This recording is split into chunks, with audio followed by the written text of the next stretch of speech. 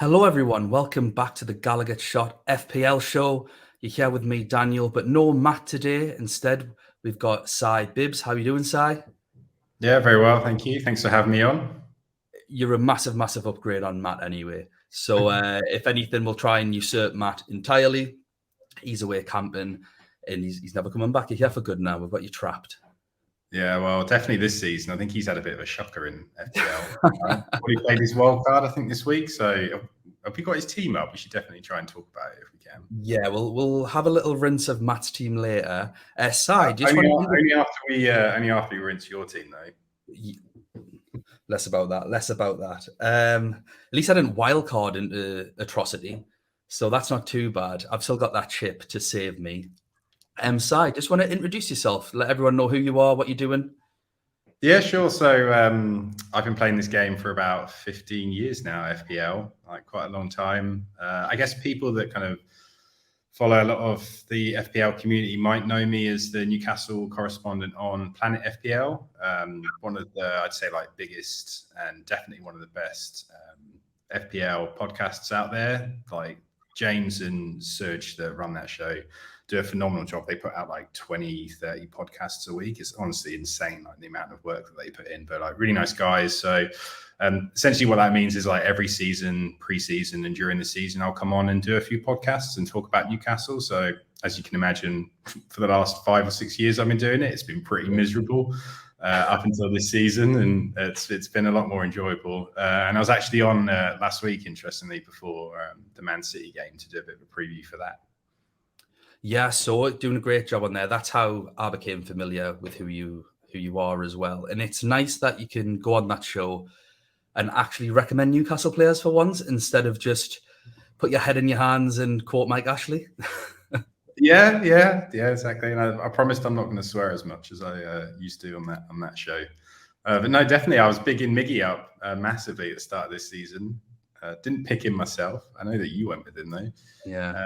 And yes, we're definitely going to have to talk about that result because what performance that was. And I know this is an FPL show, but like we're going to have to talk about Newcastle. Yeah, we are 100% talking about that game. I don't think anyone's here for anything other than everyone at every moment talking about that game. In terms of swearing, I might have to, because welcome everyone to the shit show that is Game Week 3. It has been a low-scoring affair for most people. Although Cy has just looked, and we've found that the best Newcastle player in the world is currently third in the world with 70 points, and even benched Bernardo Silva for 13 points and Trippier for 6, I think. Yeah. What a team. What a guy. So no envy there whatsoever. But I think it's a good point though. Like he's got one Newcastle player in there, but definitely I think this season, like our fan base is going to have a massive advantage in this game if we can actually trust and have confidence in our players and pick them, because not a lot of other people are going to be honest, outside of like Trippier's got 20% ownership or 15% now. Everyone else, but like big differentials. And I think, we've got to start believing in our own team before they do. And if you do that, definitely you can be able to get points in this game. Yeah. Are you a part of that Greyhead League at all, where all the FPL players have came together? I'm not, no.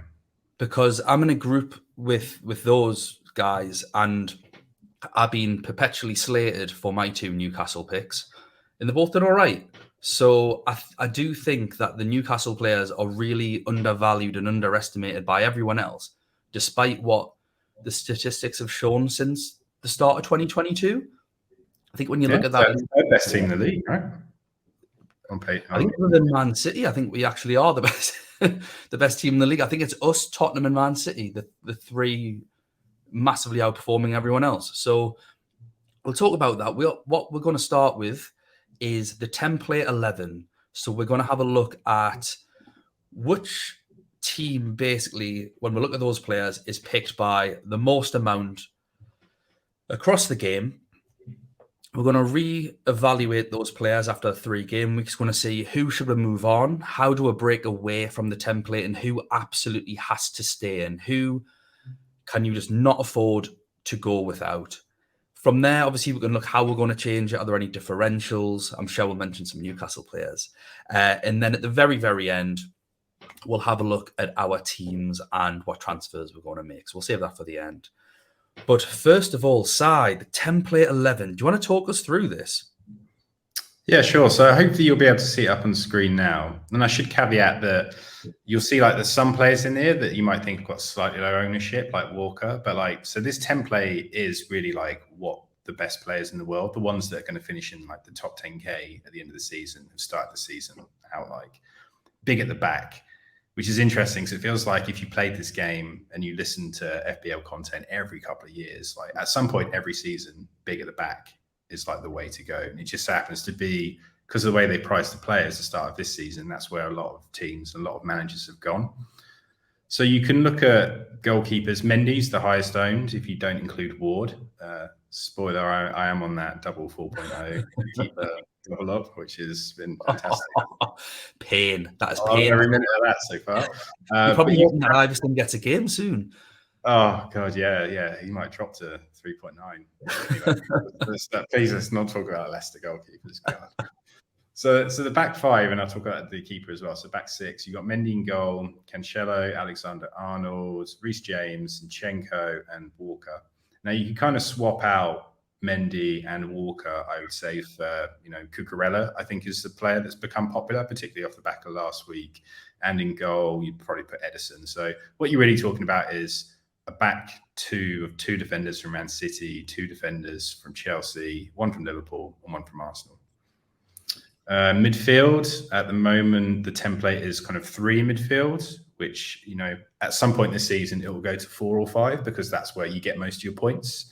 Obviously, midfielders get points for clean sheets and gets more points for goals.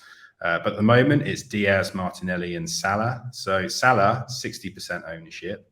Is actually the 3rd most owned player in the game, which is nuts. And you think about Salah every season, always the top player that's owned. But Haaland's got higher ownership, 61.1%. And Jesus, Jesus, 81% ownership. That's never been seen before in this game, right? And ownership that high. But he's delivering, he's playing well. So template at the moment, 5-3-2. And what you'll notice is it's, the big 6 as it currently stands, or big 4, I guess you could put, because there's currently no Spurs really in the template anymore. And definitely no Manchester United. No. Although, I can see a lot of people panicking and putting them in now with the performance tonight because they did play really, really well against Liverpool. Did they? I watched the game. Well, but all the Man United's media, so like you had like Roy Keane after the game going, "Oh, that was amazing, that was brilliant." It's like they look like a shit version of us. Like we played better than that against Man City. Like we pressed better, we were more aggressive, we attacked better, we had more like clarity in what we were doing. We defended in parts better than them. Absolutely nothing to fear from this league this season now. I'm absolutely buzzing. Yeah, I agree. I'll be going nowhere near Manchester United players. The one player that interested me before the season started, who may interest me again soon, was Martial, because I just like his price and he's up front. Although I do think now, I think that was a lot based on last season where we had no forward options, and now we've got Mitro, Tony, Haaland, Jesus, Kane already. So I maybe not. Maybe that's changed as, like you've just said, the template sort of changed with big at the back, or we're eventually going to have loads of midfielders, surely. Yeah, I think the key thing, and when we talk about this template team, why and how it might change, I think rotation's like a key thing. And I think Martial he's still got Ronaldo. Like he's gonna get minutes and he's gonna start some games. And he should start some games. There are certain teams, and you saw it last season, that Ronaldo, if you start him in, he'll do well. So for me, for 7 million, there's better picks than Martial out there, and he's only just come back from injury. He looked good today. The team does play better when he's in there, but for me, there's better options around that price. So the template is obviously been very popular. It's done well, and then this week it's all gone to hell in a handbasket with Leeds scoring 3 past Chelsea, Man U scoring 2 past Liverpool. The mighty Mags getting 3, and it could have been 5 or 6 past Man City. Do you think people are going to be pulling away from 5 at the back? And if so, How do you think it's going to change? How are you going to change? Do you have 5 at the back at the minute? Do I think it's going to change? Yes, like inevitably it always shifts. And I think the problem with going big at the back like this is you can't get to that third striker very easily. Like you have to make probably 2 moves. So the reason people went big at the back is because how cheap these players were. But I think everyone had that kind of mentality of, well, these players are all going to score 180, 200 points over the season, but you're not playing for the whole season. You're playing for 5, 6, 7 game weeks, a maximum of 16 before this World Cup forces you to have a wild card, and you need to play a wild card before that. So I went for it at the back and went with Williams, Neco Williams as my other defender. And I have actually switched formations already. Like last week, I know we're not talking about my teams yet, but I did put an extra striker in and took a little bit of money out. So I was doubled up on Liverpool defenders. And I think you'll start to see people moving away from double ups at the back. I think Chelsea, Cucurella was a popular transfer in. As I said, like if you didn't have Walker, you were probably like looking to put him in around the same price. Like they just look a mess away from home, and they've got too many injuries. Man City just conceded 3 against the best team in the league, arguably. Yeah.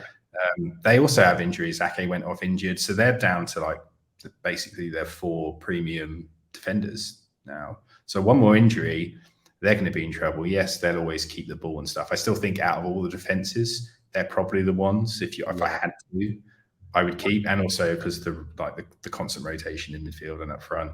Liverpool got no midfield, as we saw tonight, like decimated. I don't know what Van Dijk's on. He had a shocker again tonight. Yeah, doesn't look interested. Trent's a complete liability. Robbo, for me, still looks the best Liverpool defender. He's just not getting any points.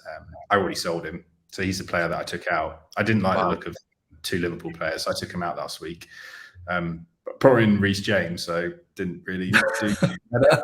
I think long term for the £1 million saving, I think that's that should pay off. So yeah, I think there'll definitely be a change, and now you're probably going to start seeing like people maybe dipping into like double Arsenal, trying to get Perisic in. So I think there will be a shift away from this 5 at the back to more money in attacking positions. Do you think people are going to start shifting away from Salah? Do you think people should start shifting away from Salah? Oof. I mean, if he hadn't scored tonight, yeah, I think people would have been. That's a lot of money to put in a player that's playing in a team that just isn't really like clicking at the moment. It's so funny. You take someone like Mane out of the team, and you can argue it's the midfield as well, but they don't seem to be like playing the same style that they're accustomed to. I don't know whether they spent most of pre-season trying to work on like a Nunez type play, but like Salah just looks a bit peripheral at the moment, and you never want that from your £13 million like wide man. So I think with these fixtures coming up, if we just have a quick look, I think people are probably gonna like hold, especially as he scored and he got a bonus point as well. And I think because none of the other big captains hauled this week, I think people will stick on him, and I think they're right to. He's got Bournemouth at home, Newcastle at home. I mean, two home games like in a row. People will still see us like potentially as a fixture that they should do well in. And then they've got Everton away, Wolves at home before they play Chelsea, and then Brighton, which is obviously looking like a much tougher fixture now. So I think the next 3 or 4, and he's going to play. Like I can't see Salah like, and he's not going to the World Cup either as well. So. Like that's one of the reasons I put him in my team at the start, was I felt like he was just going to get a clear run and going to be able to handle all the league and the Champions League games that come up between now and Christmas. Yeah, it's hard to now get rid of any Liverpool players you've got when they're playing Bournemouth at home. My issue is that midfield 3, I don't get it. I don't understand how they haven't bought a midfielder when they're screaming out for one. And when you look at them in midfield today, the 3 that were playing, just when you look at it on paper, you just go, they're not good enough. Not anymore. Milner is being great. I think he's one of the most underrated Premier League players of all time, but he's still getting on. And you could see that in midfield today. He was just puffing and puffing and trying his best, but he's just like sharpness. He's an ex-Newcastle player, but like he moved on too long ago that we can say he's washed. He's he shouldn't be near that first 11. And I know he's not in the first 11, but Liverpool have always had that problem. Like they can compete with City up until they get a few injuries, and then the team falls apart. But they look like the team that finished at the top 2 a couple of years ago. At the moment, the way that they've started. Yeah, and that's what's frightening me with Salah is it's hard to say he's playing badly. What service is he really getting? When is he getting the ball? And I just don't think that midfield 3 are doing enough to create. And teams are targeting Trent quite clearly, as we saw again tonight with the goals. So it's not like he's getting to dominate the ball and have all those amazing link-ups with Salah. So I do see it as a bit of a problem. And one player that isn't in that sort of in the team is Kevin De Bruyne. Is there any sort of inkling from you that you fancy a punt on KDB? Well, I would have, but I've currently got 3 Man City players, and I have a Man City midfielder, and his name is Gundog, and he's 5 million cheaper, and I'm pretty happy. He's like 4 points behind him, and for that price at the moment, I'm happy to keep him in my team. He's kind of playing a similar role. He's more of an advanced runner than De Bruyne is. He's obviously not really in a position to play those kind of killer through passes that we've seen De Bruyne play 2 or 3 times to Haaland this season. But the positions he's taking up, and like I love seeing Bernardo Silva in the team alongside him, because the whole talk this season is you can't get Gundogan because Bernardo Silva might take his place. Well, I mean, they were both in the starting lineup, and Silva looked excellent out on that right wing. So definitely, I would say there's going to be some people that are considering moving Salah to De Bruyne. If you don't have a Man City midfielder, I'd say that's like fairly obvious. Like if Salah hadn't scored tonight, that would have been like, I think, one of the template moves, shifting your money. We've already seen people dump the likes of Kane and Son, particularly Son as well. People that didn't go Salah, I think there was a big emphasis on going for Son because people wanting to keep that money in midfield, and he's just been he's been a no-show this season so far. So yeah, I'd say that's kind of one of the reasons why I went with Gundo as well. I felt like it was an opportunity to kind of move some money around my team and try and get ahead of this switch from like money defense into attack.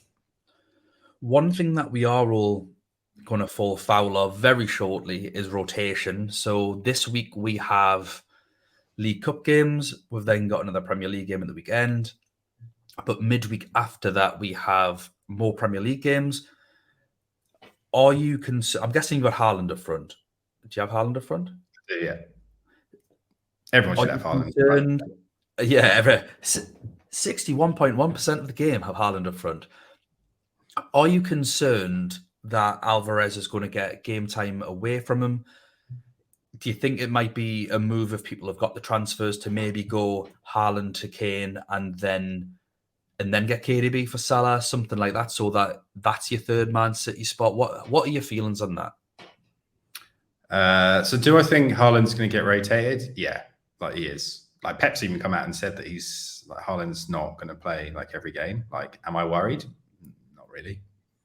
Like he got 8 touches in the game before last. Like that didn't bother me either. Like all you need is like him to get 2 touches and score twice. And he looks like he's that sort of player that only needs a couple of touches. Everything I've seen from him this season, I've liked. He can score a brace in 20 minutes coming off the bench. It's like Aguero 2.0. The difference is I think he's got more assist potential in him. I just think he's class, and I've got at the moment I'm not thinking about swapping him out. Like if it becomes apparent, I guess the real question is like, is he going to play like 10, 15 minutes, or is he going to like play 90 and then like potentially 0? Like that we don't know.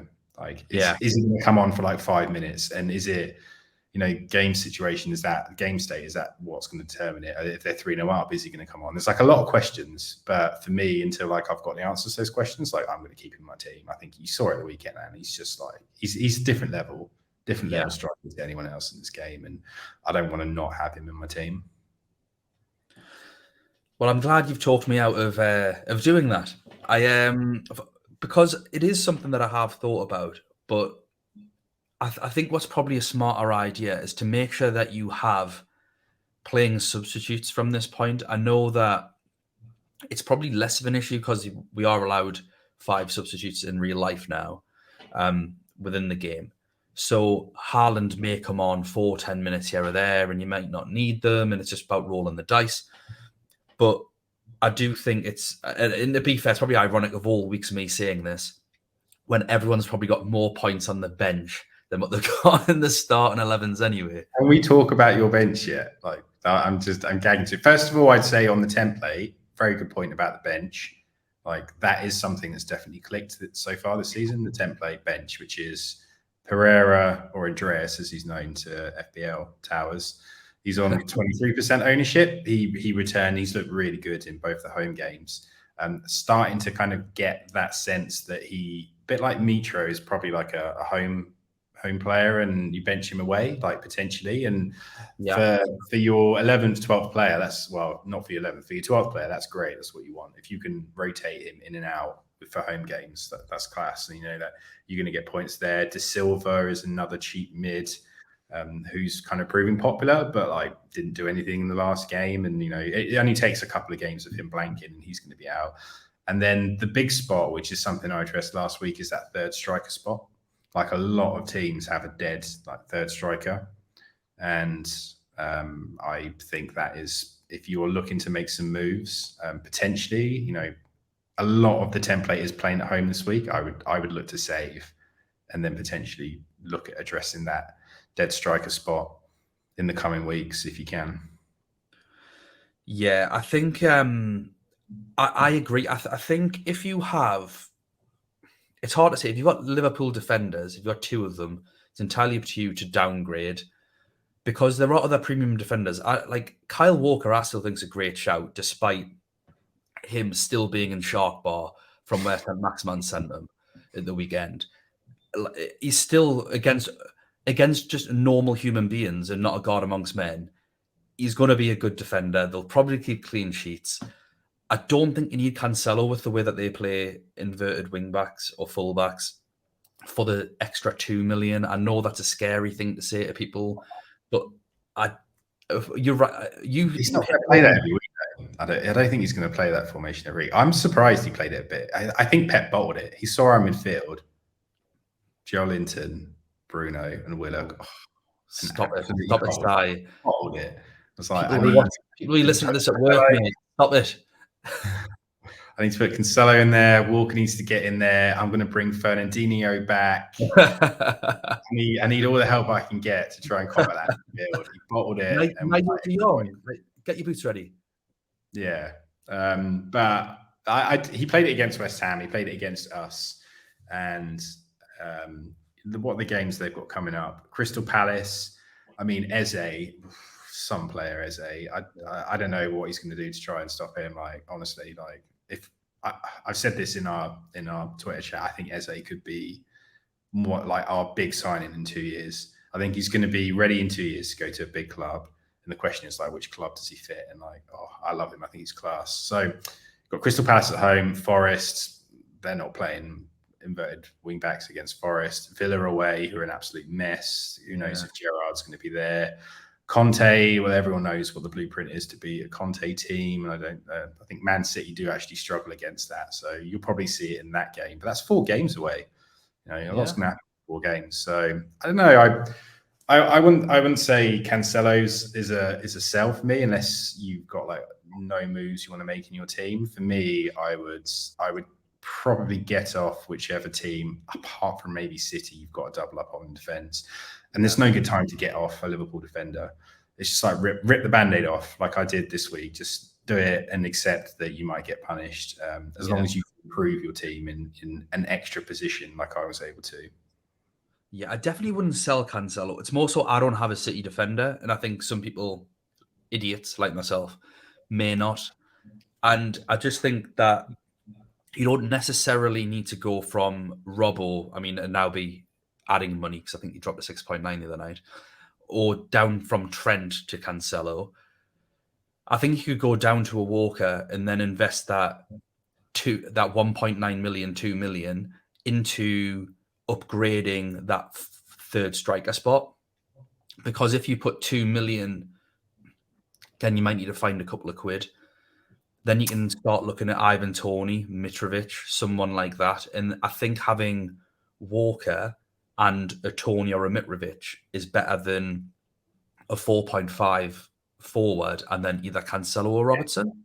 I completely agree. I think if you're upgrading and almost like unlocking an extra spot in your squad, particularly that striker spot, because it is a dead spot in a lot of teams. Like I got Toney in this week.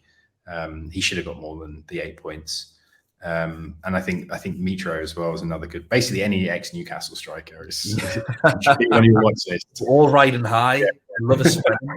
Adam Armstrong. He's going to come good.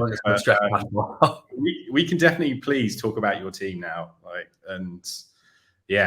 One last question, and then we'll talk about my team. One very, very last question. Or two last questions. One's real quick. Gun to your head, Mitro or Toney? Toney. Over the season or over the next run? The next 4, 5, 6 games. Something like that.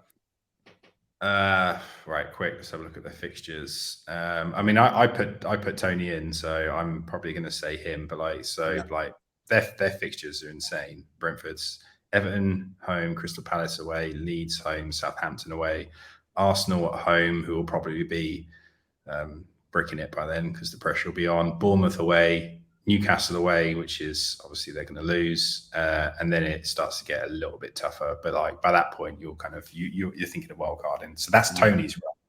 The reason I picked Toney is just like avenues to points. He's on pens. He can actually take pens and score them, whereas Mitro has been shown that he's not that good at penalties. He scores points home and away. He assists. They didn't play well at all against Fulham, but I would pick Toney. I think Mitro at home is probably going to outscore him. He's probably going to score more goals, but I think Toney, just with those assists and the way that it plays, I think he's better for FPL. I think I read somewhere or listened to another podcast that Mitrovic had like minus 13 BPS, which is the bonus point system, before he scored, which is like insane. I imagine because he was fouling and missing shots and other things. Yeah, so he's always a red card waiting to happen. I know it's probably unfair because I think he's gotten a lot better. His temperament's improved over the years, but I still just have that feeling. And the game before Wolves, he probably could have and should have been sent off. Did you hear his training ground story about smashing the ball into Tom Cairney's car? No. There's an FPL relevant bit to this, but yeah. So he absolutely wanged a shot and it went over the net at the back of the training ground because it was so bad and smashed Tom Cairney's windscreen. And apparently he's refused to pay for it. And then Tom Cairney posted this class picture of Mitrovic just leaning on the car. And apparently he was just like, I'm not going to pay for this. And he called Tom Cairney a tight git on some media interview. But bringing it to that's hilarious. I love Mitro. I always did. I thought he was absolutely nutcase when he played for us. But we never played to his strengths. And what he said, and also said in that interview, is in training, Fulham spend 20 minutes just crossing the ball to him. Yeah. So he can learn how every player, like where they put the ball, like what their body position is before they pass it. And you've seen that, the way he's peeled off and scored 2 back post headers. So I think at home in particular, like if you were going to ask me which one were you captain, I don't think I'd ever captain Toney, but I probably would captain Mitrovic in certain fixtures. So hop on, hop off for him. He's got horrible ones coming up. He's got Arsenal, Brighton, Tottenham, Chelsea, and then in game week 8, which is interesting, where quite a few teams actually have a bit of a change in fixture swings, as we call it. Yeah. Nottingham Forest away, Newcastle at home, which is going to get sent off and miss a penalty, which Pope's going to save. Then West Ham away, Bournemouth, Aston Villa, Leeds. So, you could even swap them. Like if you got on Toney now, I'd recommend that. And then in 4 game weeks time, you could switch into Mitro and they're probably going to be around the same price. I think you save a bit of cash actually. It's a bit cheaper. Yeah, that sounds like a good plan. So that's that moving forward. Right, we'll talk about my team. I'll not ask you the second question. Okay. Oh, goodness me. Let's talk about your bench first. Let's talk about my bench first. So, did I make the right choice in benching Meslier for his 7-pointer and playing down. I don't give a shit about Meslier. I don't want to talk about Meslier. I want to talk about your Newcastle boys. Why did you bench your Newcastle boys? Because I'm a bottle job. Is that what you wanted here? I'm a total scumbag, Si. I benched them. Why did I bench them? I'll be honest, it was more so. It wasn't actually too much to do with them. Trippier it was. And I know if he gets a free kick, he's got a 75% chance of scoring it in the Premier League. That's an actual stat. He scored three of the 4 he's taken for Newcastle. Yeah. But obviously Man City did score 3 and he did nearly get sent off. So that is just total... Yeah. Juggle some up. And he almost scored an goal last week as well. Yeah. I benched a Newcastle defender against Man City. I don't think that's a daft thing to do. Obviously, I lost. But who did you play instead? Who did you play instead?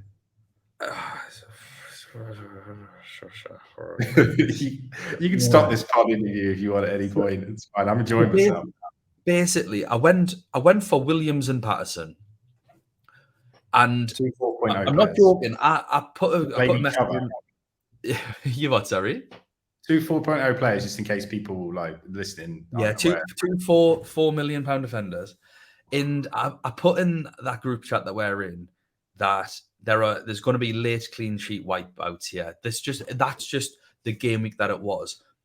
And I think it was about 85 minutes in when it was 0-0 still.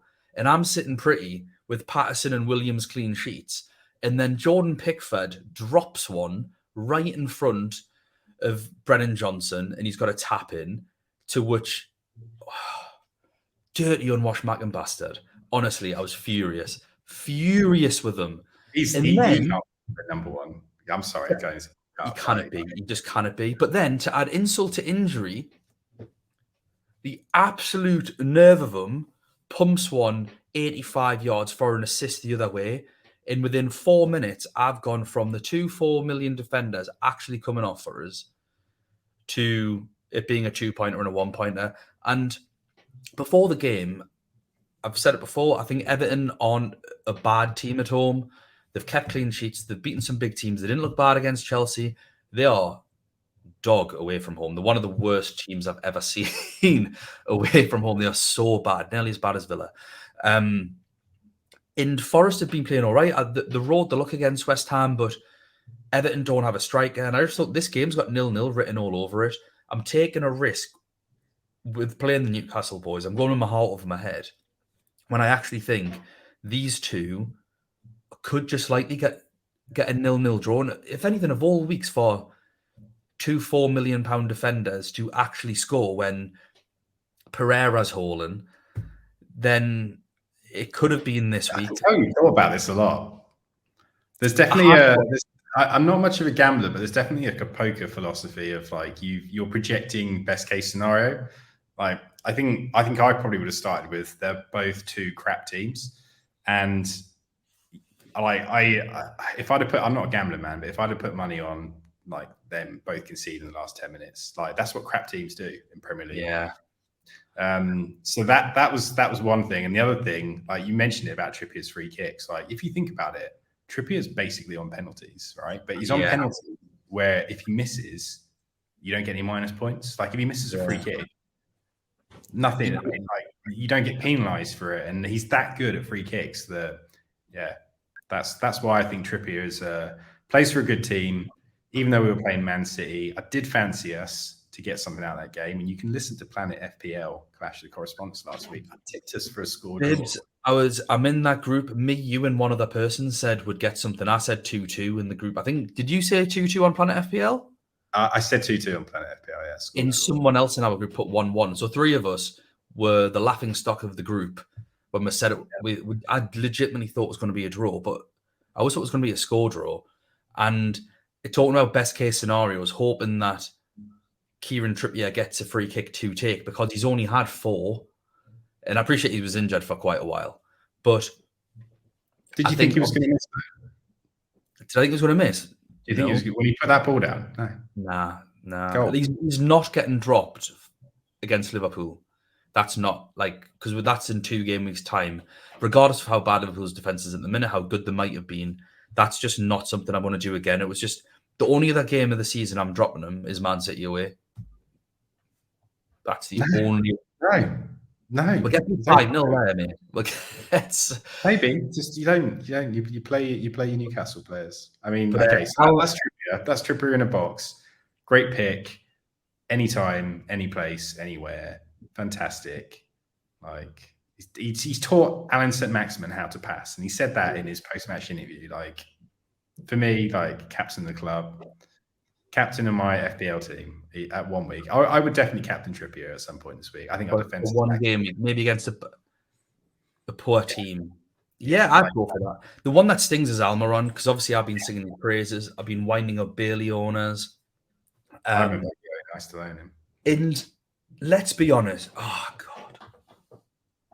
Like, he's missed a sitter anyway. And that is such typical Almiron. And then he's banged it in with his knob.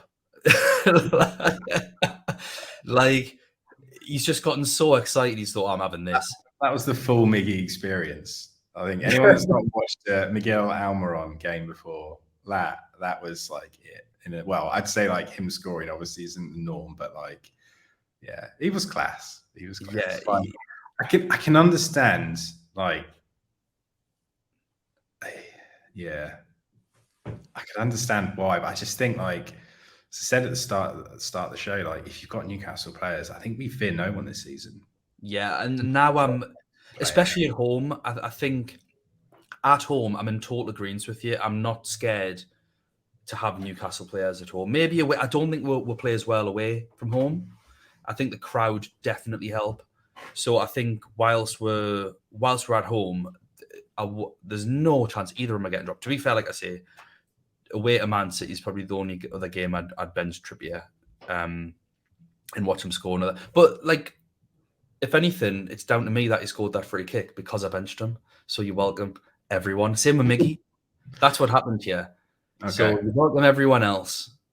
Your team's good though, and to be honest, we were talking before the first game, and that 8-8 midfield was something I was interested in. So I started with Maddison first game week, and then I dropped him for Gundo in game week 2.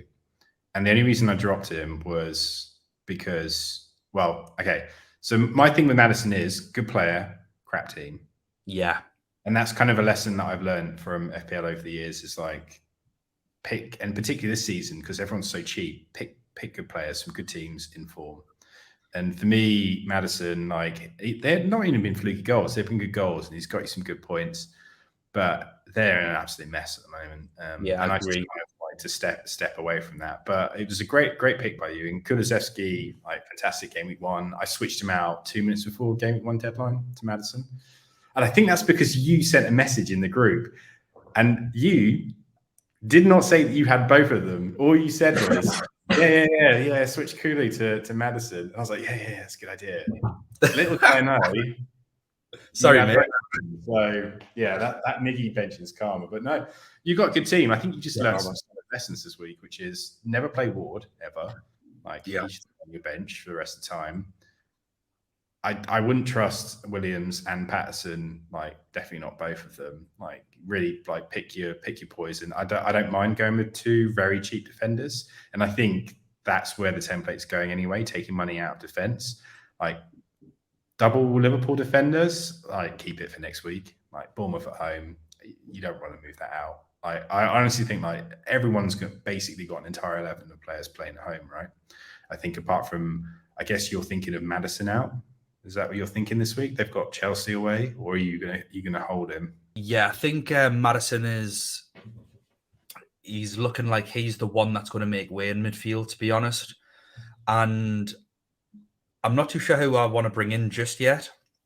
I'll probably reassess after the League Cup games, make sure there's no injuries, that sort of stuff. Even if I miss price rises, I'm not too bothered. I don't know whether... Definitely not a week for early transfers, this one. I think absolutely let the price go. I think the 3 players I'm looking to get rid of are Robertson, Maddison, and Archer. And it's because I want to upgrade Archer to a 3rd striker. So I've got Haaland, Jesus, and a 3rd striker. And I think if I can maybe go Maddison at the minute to Rodrigo, I just think he's he's just doing it at the minute, and we're not playing all season. Of course, he's not going to start every game all season. But I think Bamford's probably, if he's fit, is going to get the League Cup games, maybe some minutes managed, and that other midweek game, maybe Rodrigo only plays an hour or something like that. That's fine. He plays with Bamford. The problem is, I don't think they've ever really worked. And they're not a partnership. It's weird when you see them play. They're in the same team, but it's not. The link-up play is not quite there. And that's not to say that I think Bamford comes back in and Rodrigo doesn't get the points. I think Rodrigo's a good pick. Like currently at the moment, Leeds are flying. They're like definitely like one of the form teams. Who have they got like fixture-wise? Because I know I was a little bit put off by Brighton away. I mean, what was the score at the end of last season? Because that was the last game of the season, wasn't it? The Leeds game, last game of the season was Brentford. They beat them 2-1. But Brighton Leeds is normally 1-0 Brighton, isn't it? Isn't that like this? Yeah, I think they'll just like literally run each other into the ground. So Brighton were always a bit of a laughing stock at home, but like the way they played us off the park, they're not going to score a lot. But I don't know if I'd pick players for him. I would probably take a punt and if you're going to go, like I guess Leeds. I guess he's not going to play in the League Cup. Is what I'm thinking. He'll play Greenwood and whoever that other young striker is. So I think Rodrigo is probably going to get the game off. So if you're going to go early for price to catch the price rises, like I sanction that move, Dan. Yeah, thank you. I may just do that then. And then I think elsewhere it'd be Robertson downgraded, and then use that money to go up to a third striker. But I don't want to do the Robertson downgrade yet. I want to just wait till after Bournemouth, and then that's that. Yeah. Because I do think you can have some joy against Bournemouth. Down there, right? It's just such a target. Like this, it's a weak spot. You have to target it. And you saved last week, right? Didn't make a transfer. So yes, I have two free transfers. So nice. I think, like I say, I think going Maddison down to Rodrigo is probably my best bet, and then again I can reassess in a couple of weeks. But I wish I had a bit of money, because obviously the move I'd like to make is just Archer up, but I don't have any money, so I can't do that. Yeah, so I managed to do it in a roundabout sort of way, because I had Maddison and I went down from him to Gundo, which was 500,000, and I already had 1 million in the bank because I did the horrible Leicester goalie double up, and I was like, I've got 1.5 million in the bank, and I've got these terrible goalkeepers. Like, what am I doing? Like, if you go with those two 4.0 Leicester goalkeepers, you have to spend all your money. It's the realization I came to. So I was like, right, game week 3, I'm keeping Gundo in. He's looking good. So my original plan was to like do the hokey cokey with the 8 million mids. I didn't look at your team now, by the way. I'm not being rude. I'm just getting it up. So I did want to go back to Kulu. I kind of saw what I needed to see from him playing Southampton in that game week 1, which is like great pick by you, but like I think that's maybe a one-off for him. He might get one more game like that a season. So I didn't like removing Robertson, but I hate the double up more. And you can just see like Liverpool at the start of the season aren't on it. So he came out, and I took Archer up to Tony, and who almost bagged a hat-trick. 2 disallowed goals. So I'm happy.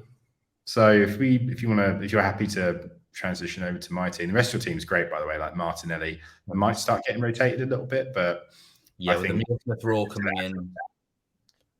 Yeah, and you're staying on Haaland, right? You decided you're going to. Yeah, I'll stay on Haaland.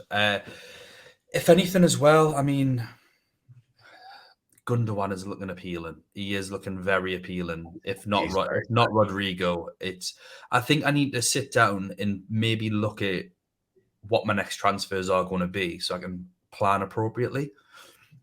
So I could go to Gundogan, because that still saves 0.5, and if I am going down from a Liverpool defender, would you ever consider getting rid of Trent? No.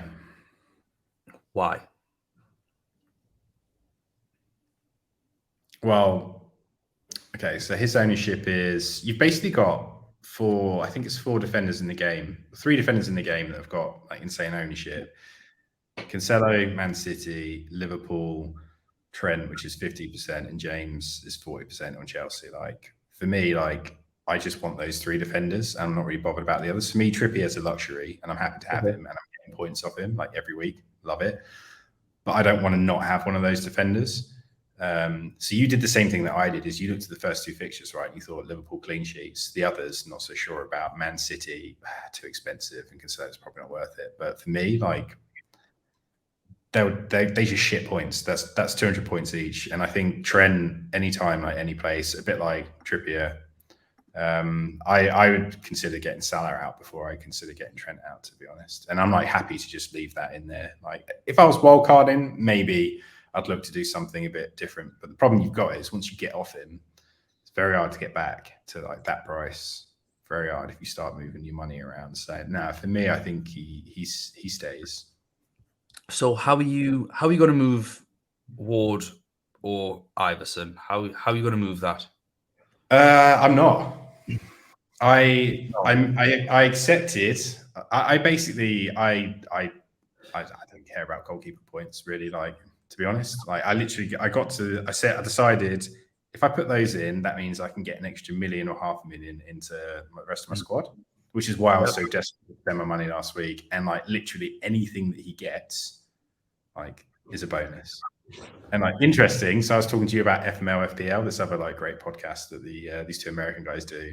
So one of the presenters, Walsh, has this thing where every week, because he has Ward, he goes in and he has to look at one of the premium goalkeepers that scored the same or less points than him that week, and then he will tell himself, his mantra is, well, I've saved 1 million by going Ward instead of Mendy, which is actually something I was going to do. Yeah. So I've been able to save that 1 million and put it somewhere else. I'm not going to mess around with it unless I've got literally nothing to do in my team and I've got money. I'll just sort it out on the wild card, I think. Yeah. I think Pope is. I will confess, I didn't think Pope would be the goalkeeper pick for the season at the start of the year. I didn't think he'd get the saves.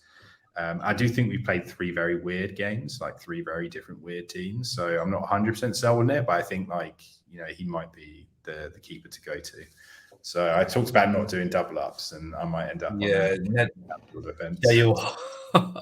brave double up. Imagine the stress of that. I don't know if I need that in my life. No, and that's a bit of a jump. I think the only way that you can go for me when I look at it is Bailey down to another 4.5, and then pump the other 0.5 into getting Sanchez at Brighton. That's Sanchez, yeah, he does look good. Like a Brighton keeper does, or Brighton defender does look good. Yeah, I've already taken that 0.1 hit on Bailey, and it kind of smarts a bit. And I forgot he's dropped in price. I ate it, and I wasn't brave enough to play him this week. I thought I knew it's just FPL, right? Everyone sells him last week, and he gets points this week. But apparently the crossbar as well. I didn't see that on Match of the Day, but yeah, I don't know where to go with that. I'm hoping he somehow goes back up to 5. I know it's not going to happen because I feel like I love a 5 million pick in FPL. That's like a 5 million. Yeah. Because I was so big on Miggy at the start of the season, and I should have gone with him. You should have. I probably would have benched him this week, and I would be able to gloat over you for benching him. No, I tell you who I do like, and I'm going to throw this very, very wild pick out there.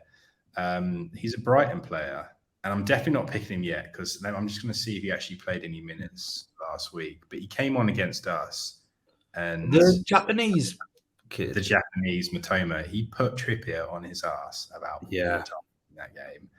And I've done the whole YouTube scouting thing, and I'm like, I'm in there. I'm hovering. I'm just waiting for those minutes. He played 1 minute against West Ham. And I don't know if he did anything in that minute. I'm guessing probably not. But to be fair, he's probably got the highest points per minute. If he, so he's played 60 minutes. But if he drops down to 4.9, I tell you what, that little sideways move from Bailey to Matoma, he looks class though. I like the look of it.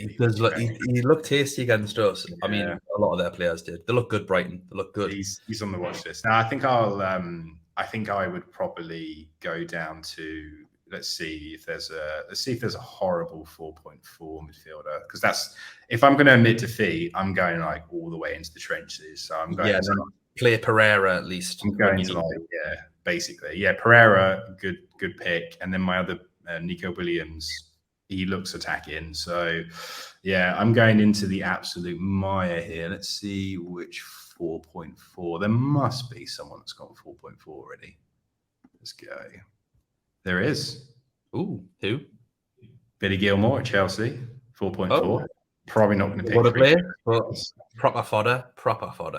Could go on loan. So he was a 4.5 darling. How many points did he get last season? Oh my God, he got 49 points and he played nearly 2,000 minutes. That's horrendous. Yeah, shocking pick.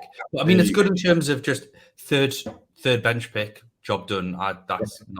That's why he's there ultimately. The new lad that Chelsea picked up from Aston Villa, Chukwuemeka. Kearney, let's call him Kearney. He's 4.4. I mean, to be honest, Chelsea needs like midfield. Their midfield at the moment is like decimated. So yeah, like he could get some minutes. I mean, yeah. I just think Pickham is your third sub. Wash your hands clean of it and have everyone else playing. I think that's the way that goes. I wouldn't be too precious about it. Fair enough. I think you're telling me to wrap up. The only other one is El Neni, which is 4.4. But I think an Arsenal third spot is a bit too precious at the moment. Yeah, I agree, especially when I do like Granit Xhaka. I think he's such a good differential pick. He's touches in the box where he's playing. He's not a holding midfielder anymore. I think he's got a goal and 2 or 3 assists already this season, something like that. And he's 5.5, something like that. Like 5. So like, yeah, I mean, to be honest, if Bailey was still 5, I've got Martinelli and I haven't actually told you my team, have I? Sorry, that's really rude of me. I've got your team anyway. I've got it up and we'll have it on screen. Okay, perfect. So don't worry, everyone's seen your team. The only reason I can't go and pick Granit Xhaka is my dad plays FPL and he had him for a couple of years ago and he banged one in and I think he captained it and he scored a random goal in a random game week and I never heard the end of it. So for me, he's on. Xhaka is literally on my X list. The PTSD of the FPL world. Yeah, but no, if I was to tell you he is ranked 8th for influence on the FPL lists, and 21 for the ICT index. Have you ever looked at the ICT index before? I have looked at it. I hadn't looked at. I'd looked at it before this weekend, but I have noticed that he's not playing his normal position because, again, Arteta's playing Pep's inverted wing-back style where they drop into midfield, which has allowed sort of the holding midfielder Partey usually to just sit there. And Xhaka's joining Ødegaard as like 2 10s. And then Jesus and Martinelli are constantly swapping. And you've got Saka's playing more of like a right-sided midfielder opposed to a winger. Who my dad has this season, which has made me extremely happy. Yeah, he's not. I think other than Pens, he's not a great pick this year. So for me, obviously with Arsenal, because I do think people should maybe be looking to triple up on Arsenal with their fixtures. You need Jesus because 81% of the game have him. You should probably have Martinelli because he's 6 million and he's great. And then that third spot, you're going for a defender or as a differential Xhaka, and it depends on your formation, really. I think of what you want to do. Yeah, it does depend on your formation because for me, I think the pick is Zinchenko. He looks like a bit of a bonus points monster. He's already gone up 0.2. Yeah. For that, I think Gabriel, who I think he has got goals in him. Let's have a look. Yeah, he scored 5 last season. He's kind of knitted that defense together. Saliba scored a nice goal last week. He's cheaper, but apparently it was only his like second ever career goal or something with his wrong foot as well. So don't know if you're going to get more of that, and you're not really sure if White is going to play there. So for me, the right side of defense is a bit of a worry. Whereas I think he's given up on Tierney. I think Tierney knows that you can't rely on him. So Tierney is a nice option to come off the bench or rotate with the odd game. Still cracking player. I think that's Zinchenko's spot. An Arsenal defender. I probably wouldn't go Ramsdale. I don't think he's getting the shot volume. But I don't know. A bit like Newcastle, really. Like there's a lot. I still feel there's a lot of stigma around us in terms of we're not at that level of FPL caliber to pick and play every week against the big teams.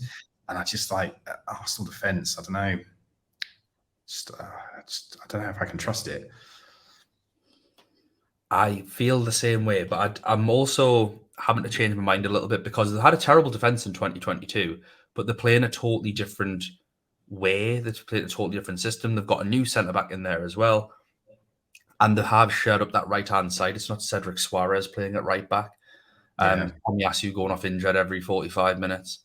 So, and then it's no Nuno Tavares or Tierney on the left, who are a bit of a liability going backwards.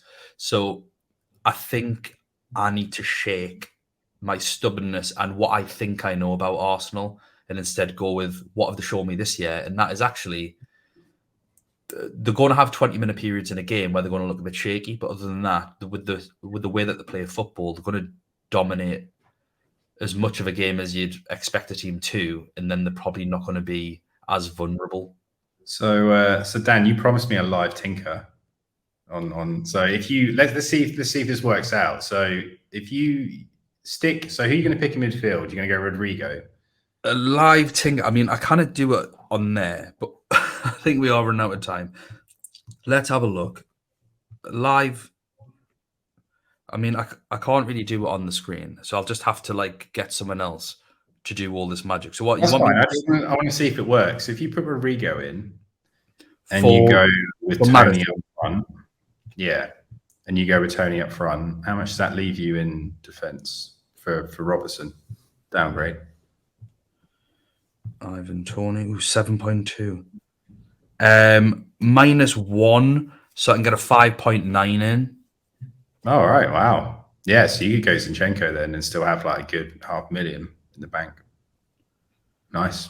Yeah, so it goes Zinchenko for 5.2, Gabriel for 5, Saliba. The thing I like about Saliba is he's 4.6. That's what I kind of like about it. But yeah, I do agree. He's probably more risk with White. If you can afford it, because people will be like, how many transfers has he got in so far? People will be seduced by that goal. The fact he's cheap. So you got to think as well with this template. You got these are the decisions that are going to, the 50-50s. And I think if you can afford it, you go the more premium that's going to get you more points. Yeah. Kind of like when I was looking at do I go Walker in defense or go Gundogan? And I think Gundogan is outscoring him. So that's really, I think, where this game, until the template completely breaks, is going to be is those little decisions, even if it's 2 or 3 points here or there. If everyone's shifting in the same directions, you want to play your hand as best you can. I think for you is you go a bit more premium in that spot. Yeah, I mean, Rodrigo's already up to 6.3. Wow. Yeah, I'd have to make that tonight. But Si, we will wrap that up there. Thanks so much for jumping on. Do you want to tell everyone where they can find you? Yeah, I'm on Twitter as at FPL Bibs. If you want to check me out, check me out. Obviously, we're on Gallowgateshots, so please don't forget to like and subscribe. There's plenty of the content on the channel as well, so get yourself in there on the playlist, look at the live videos, look at our latest releases. I think I'll be on my own next week, and then after that, Matt will be back from his camping trip, so you'll have to put up with a pair of us then. Si, thanks so much for jumping on. I really appreciate it, mate, and we'll see you all next time. Cheers. Bye now.